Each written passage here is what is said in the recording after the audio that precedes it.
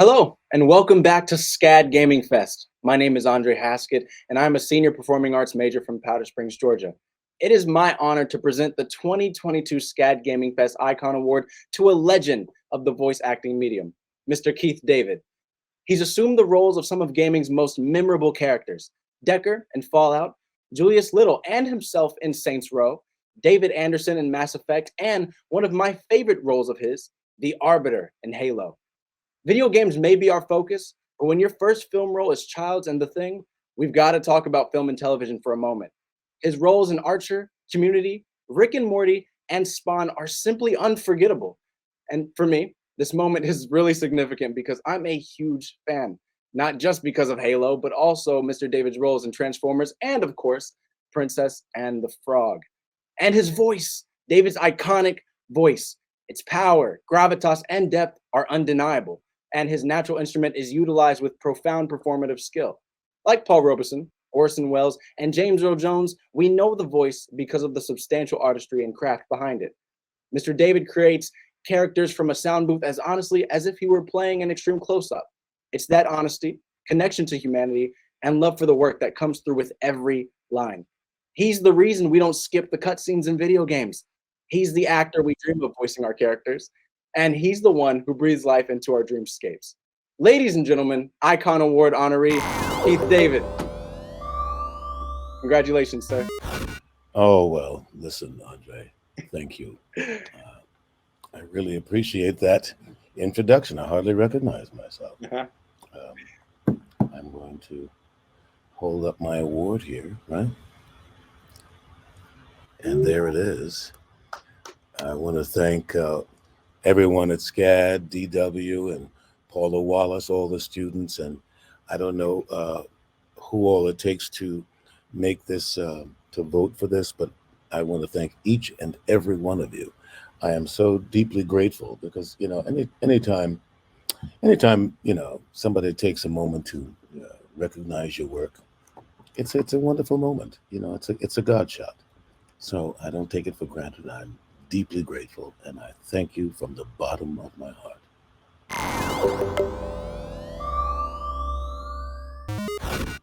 What is going on?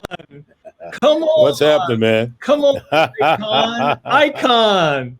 Oh, man. Hey, listen, I've been called worse and to my face. It is so great to see you. It is so great to see you. You know, we were on here, but we were getting the system booted up, and you were chatting with Andre and myself. And I just, man, I just, your humility, the integrity you bring, you have so much to share. And I just want to thank you for taking the time to be here with us, share your experience, strength, and hope, tell it like it is, and talk about a whole bunch of stuff.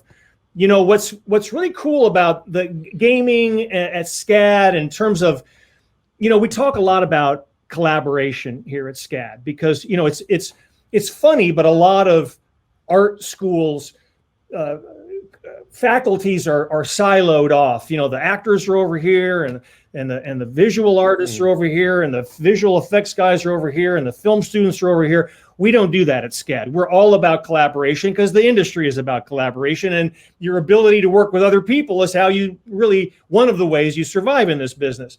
And so you represent sort of this incredible crossover between not only, you know, film and television acting and stage acting, but voice acting, and even more importantly, what we're celebrating today, you know, the gaming and how huge that is becoming.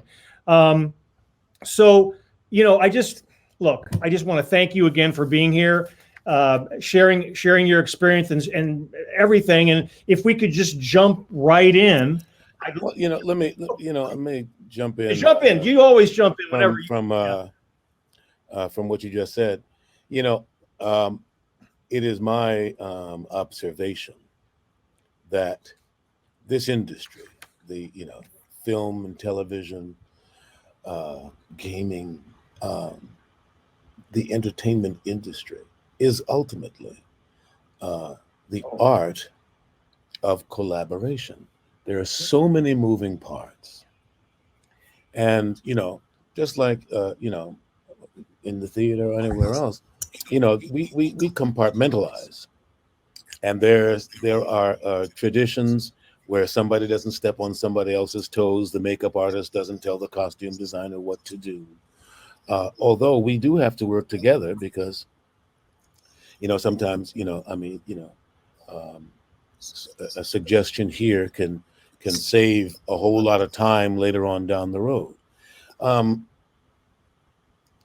The manner in which you make those suggestions and your attitude, as we were talking about earlier, your attitude in cooperating makes all the difference in the world. Ultimately, collaboration also can and often does mean a level of compromise. And compromise is not always a bad thing. Compromise can be a very good thing. I mean, I think rarely in any realm or relationship do you 100% of the time get 100% of that which you want and desire. Yeah. So you do have to compromise. Yeah. Yeah. Now, you do have to have a bottom line, and okay, I'm willing to let go of this, let go of that. Look, these things I'm not willing to let go of. Yeah. And you have to have some ground on which to stand. Yeah. Stand for something, or you'll put up with anything. Yeah. But within that, you need to be flexible. Yeah. One wants to, you can't always be an oak. Sometimes you really have to be a bamboo tree. Yeah. It's funny because sometimes when we talk to our students here, it's like, you're in a collaborative art form. Yes, you have an idea of how this scene should go, but you've cast this person and you've hired this designer, and let them create, let them surprise you. Mm-hmm. Maybe your compromise will actually be better than what you originally envisioned. And that's kind of, well, yeah. That leads me to another thought that I often have, and that is, just because I didn't think of it doesn't make it a bad idea. Yeah. I especially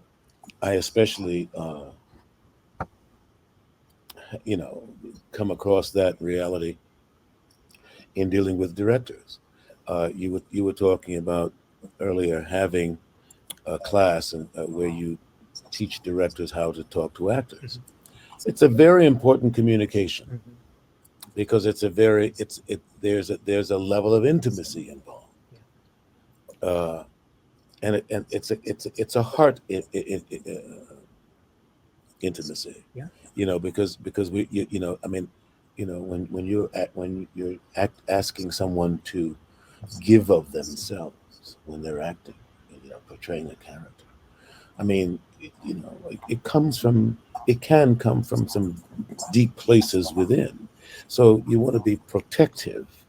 You want to be respectful for that sacred ground. And the words you use, the tone you use those words with, all those things count. Yeah. And so we want to be respectful of each other's space and time. Because it makes all the difference in the world. I don't think, for actors, performers who get reputations as being divas or whatever, they don't. Rarely does someone go off for nothing. There's a confronting and affronting, and many times it's because they don't feel respected. Mm-hmm. On some level. Mm-hmm. And everybody has a bad day. That can come from any number of places. But at the same time, you don't have to kiss people's behind to get along with them. No. You want to be respectful, and let me say, sometimes that can look the same, but it is not the same. Mm-hmm. And being respectful is not a self-sacrificing compromise. No. It doesn't make you less than to be respectful of someone else's internal or external space. in our conversations before, you were talking about, you've got to have a bottom line in terms of your integrity for the role, or sort of like the line you won't cross. Do you feel in voicing game characters, do you approach, and it's just a general question, do you approach the development of a character for, let's say, a television show or a movie differently than you do for a game? What are the similarities and what are the differences? Well, in games, I think, generally speaking, the situation that the character is in is usually far more heightened than if you're, doing an episode of Father Knows Best, or some episodic TV show. So I mean, you're frequently being asked to, you're thrown into it, and you just got to jump in. Many times, in games, at least the games that I've done, I mean, even the conversational tone is heightened. You're usually yelling across a room, yelling across a battlefield. There's something, something happening that's heightened. So, but still, you want to stay within the boundaries of the reality that you're in. It's got to be believable, right? That's yeah. Even heightens. Well, I mean, but let me say this: if we're doing a love scene in a restaurant, in a sitcom or a rom-com, if I sit across the table and I talk to you like this, and I'm talking, there's nothing real about that. I mean, that is equally as unbelievable as if I were yelling across the room so everybody heard. You have to find the tone, you have to find the decibel that meets the reality of this moment. If you really want to be heard, if you want to communicate, if you have something to communicate, you will speak loud enough for that person to understand you. Unless there's a line in the script from that other person that goes, "Huh? What'd you say?" Yeah. You know. So when you're looking at gaming stuff, and because you probably get quite a lot of interest because of your stature in the industry, are there things that you look for in a gaming script? Is it something that will draw you to it more than others? Can you talk about that a little bit?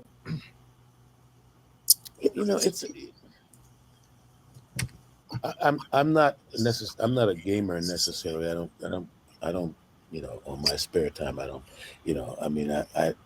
I never got past level 3 of Pac-Man. I can't even open half the games. I go back to pinball.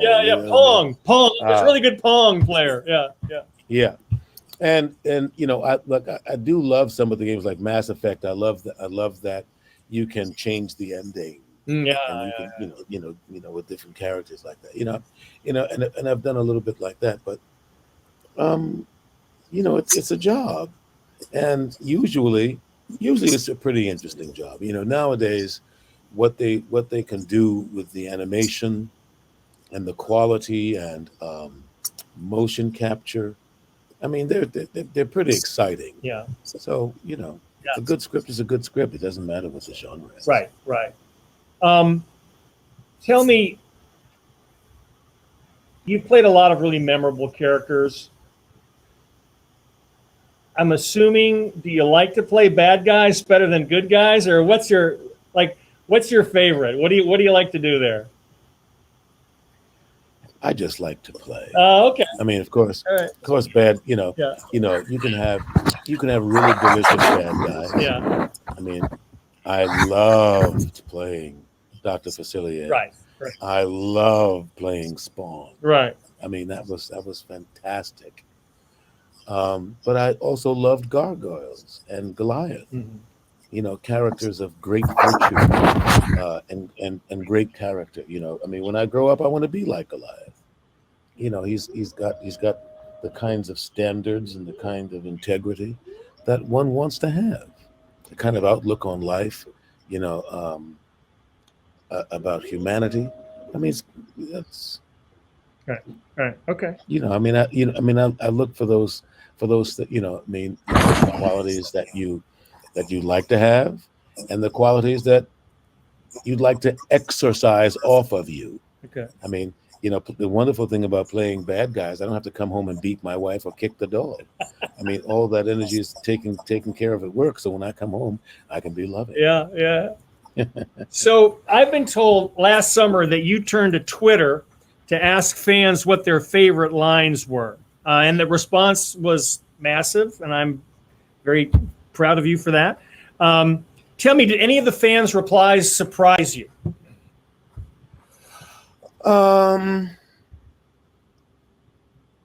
No, not. I mean, because everybody has their agenda. And their preference. I mean, I may sometimes be a little bit surprised how often something comes up. And they say, "Oh, okay." They all love that line. They all love that. Yeah. Right. But I mean, everybody likes different things, and then the same person also likes multiple things. Right. Can you tell us, before we get to our first student question, a little bit about what's going on now and where we can see you next? What's going on now? I was just did a theater piece where I played Frederick Douglass. Oh, wow. In a piece called Douglass the Prophet.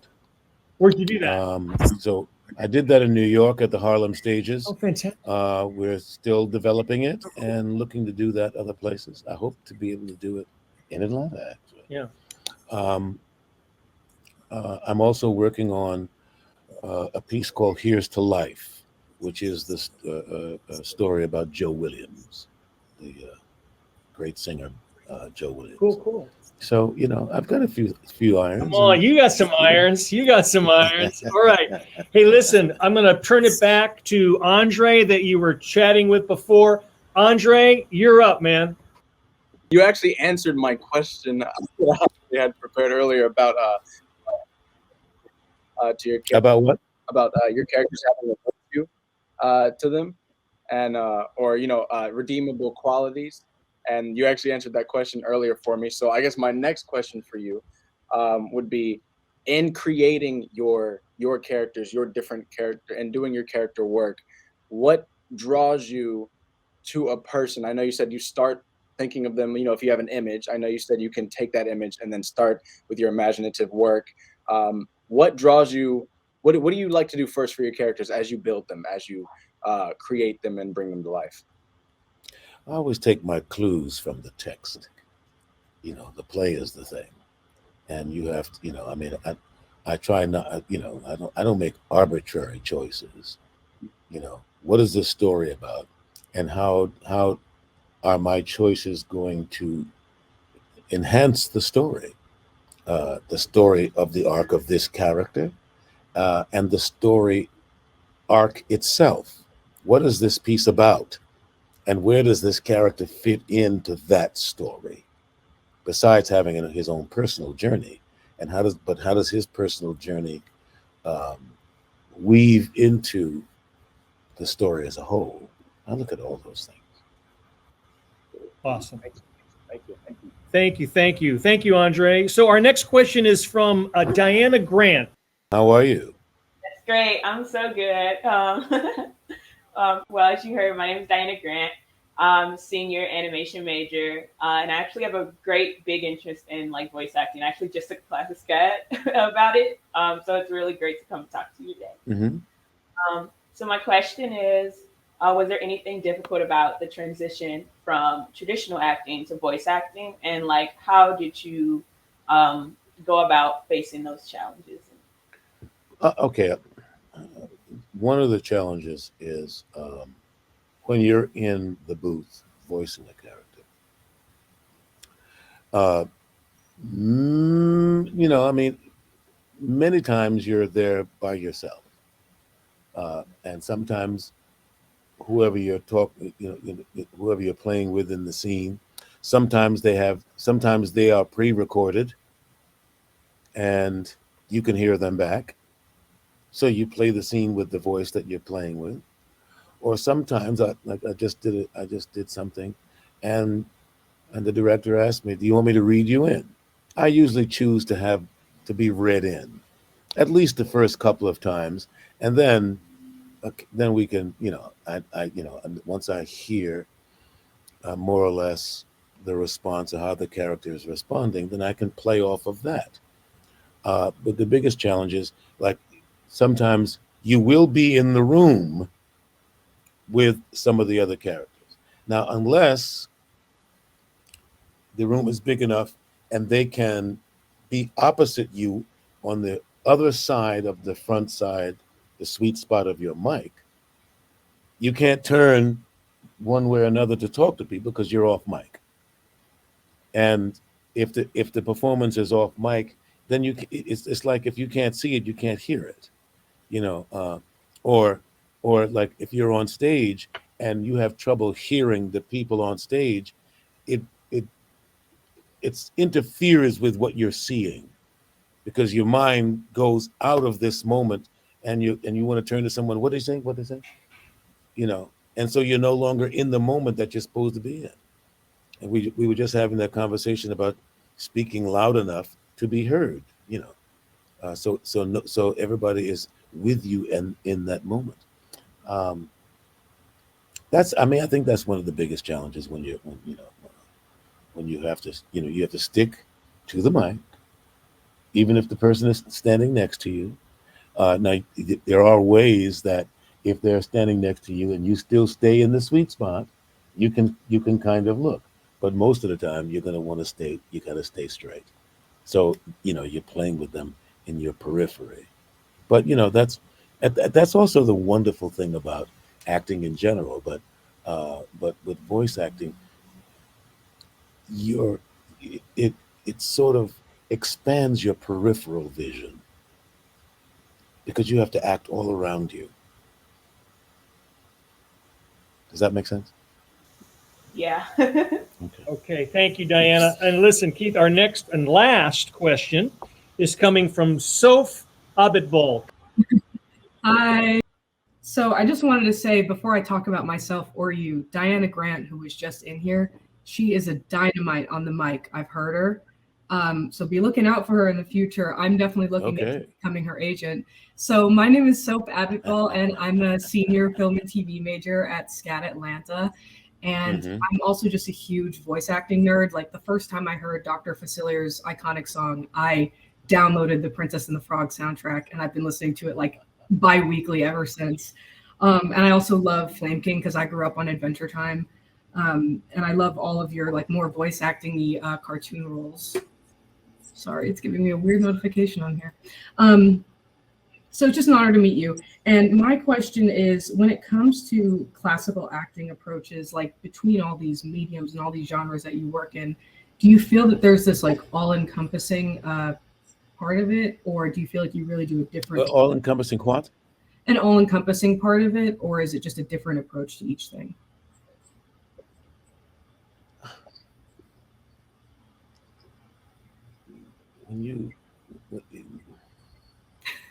If I have a character to portray, it doesn't matter what genre I'm in. I'm going to approach the character like I'm going to play them. The difference between you not seeing me. I mean, you said, a classic piece of work. I just did Macbeth as a graphic novel. Wow. I just played King Lear in a podcast. Now, I had a wonderful time, because it's only your voice that conveys what's going on in the scene. So again, you have to play the circumstances. If I were doing it live action, walking on stage, I have to play the circumstances, and my voice is going to reflect whatever those circumstances are. Now, if I'm playing, I'm not going to play a 35-seat little black box theater. the same way that I'm going to play a 500-seat theater. Mhm. I'm not going to play a 500-seat theater the same way I would play a 1,500-seat theater. I'm going to approach a 5,000-seat theater differently than I would a 1,500-seat theater. It's a channeling of the energy. But I'm not going to change the moment that I'm in. I'm still carrying my dead daughter into, walking into the room. Mm-hmm. How big that howl is depends on how big the room is. Okay. Awesome. Thank you. Thank you so much. Thanks for your question. So, Keith, brother, on behalf of SCAD and our audience, Gaming Fest, I want to thank you again for taking time to talk to us today. And congratulations. Hey man, anytime. Congratulations. Anytime. Thank you, man. Congratulations again on your Icon Award. Well deserved. Thank you so much. Come on. Thank you so much. Icon Award. Hey. Yes. The internet is Thank you. The internet is crashing with the sound of applause right now. And to our audience, this concludes SCAD Gaming Fest for 2022. We'd like to thank all of our industry guests, especially our amazing SCAD alumni who participated in this year's festival. Do not forget to follow SCAD Film on social media to keep us up to speed on everything that they are programming and to let us know what you'd like to see at the next festival. Good night, Keith, brother. Thank you again, man. I look forward. All right, D. Take care, man. All right. Bye-bye. All right. Bye.